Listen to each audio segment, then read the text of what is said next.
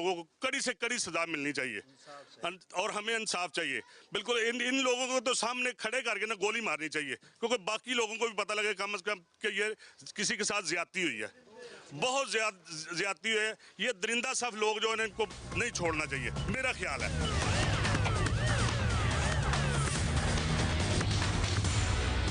حاجی خاتون سمیت 4 افراد کی بے دردی سے جان لینے والا سفاک اور جنونی قاتل ہارون پولیس کے شکنجے میں کیسے آیا, اور اس واقعے کے بعد جب پولیس کو لاشیں ملی نہر کے کنارے سے, پولیس تحقیقات میں کیا کچھ ہوتا رہا, یہ سارے سوالات جاننے کے لیے ہم پہنچے ہیں سی پی او گجرانوالہ ڈاکٹر غیاث گل صاحب کے پاس. سر بتائیے گا, جب پتہ چلا کہ جو ہاؤسنگ سوسائٹی ہے اس میں نہر کنارے خاتون اور 5 سالہ بچے کی لاش ملی ہے, تو اس کے بعد پولیس نے کیا کیا؟ ایک بڑا شارٹ ٹائم تھا, اور کیسے اس شاطر ملزم کو پولیس نے گرفتار کیا؟ جی بسم اللہ الرحمن الرحیم. میں آپ کو بتاتا چلوں کہ یہ ایک چیلنج تھا پولیس کے لیے, ایک انتہائی دردناک اور خوفناک لرزہ خیز واردات تھی.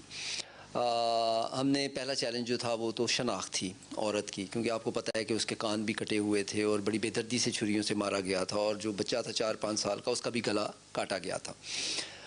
ہمیں اگلے دن نادرہ سے ویریفیکیشن ہوئی اور پتہ چلا کہ اس کا نام ملائکہ زوجہ محسن ہے, یہ تھانہ روپ کی رہائشی ہے.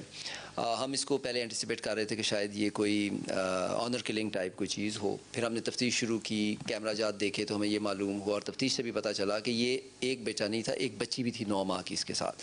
پھر ہم نے کیمرہ جات دیکھا, سیف سٹی کو انوالو کیا, لوکل کیمرہ جات کو دیکھا, تو ہمیں پتہ چلا کہ یہ ایک آدمی کے ساتھ بیٹھتی ہے جس کی شناخت ہارون مسیح, جو کہ اب محمد ہارون کے نام سے ہے, وہ اسلام قبول کر چکا ہے رپورٹڈلی.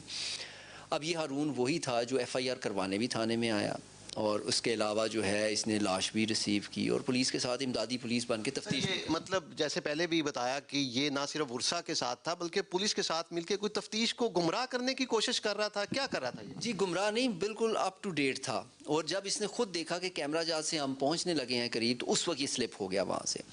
اب اس کو جب ہم نے ٹریک کرنے کی کوشش کی تو یہ انتہائی شاطر تھا, اس نے اپنے موبائل چینج کیے. یہ بتائیے گا, جیسے آپ کر رہے ہیں ٹریک کرنے کی کوشش کی, ہمیں پتہ چلا کہ کوئی ٹرین تھی لاہور سے کراچی جا رہی تھی اور پنجاب نکل کے سندھ کی حدود میں چلی گئی تھی, تو پولیس کیسے ٹرین کے اندر گھس گئی اور اس کو پکڑ لیا؟ جی میں آپ کو بتاتا ہوں کہ یہ پہلے ایک فیکٹری میں گیا, وہاں پہ اس نے موبائل چینج کیے, ایک اور موبائل لیا, پھر اس موبائل کو بھی اس نے چینج کیا, اور ایک سم کسی تیسرے بندے کی لی.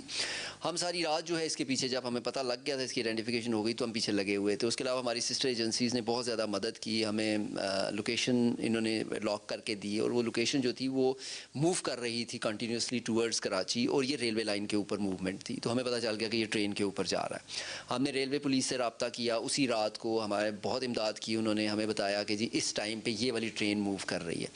اس میں جو گارڈ ہوتی ہے اب ریلوے پولیس کی ہر ٹرین میں ہوتی ہے, ان کو تصویریں بھیجی گئیں اس وقت. وہ 2 کانسٹیبل تھے جن کا میں نے ذکر پہلے بھی کیا, انہوں نے بڑی ہمت کی اور انہوں نے پھر سب کے آئی ڈی کارڈ چیک کرنے شروع کیے اس ٹرین میں. اور اللہ تعالیٰ نے ہمیں کامیابی دینی تھی اور انصاف ملنا تھا ان بے گناہوں کو جس کی اس نے جان لی تھی.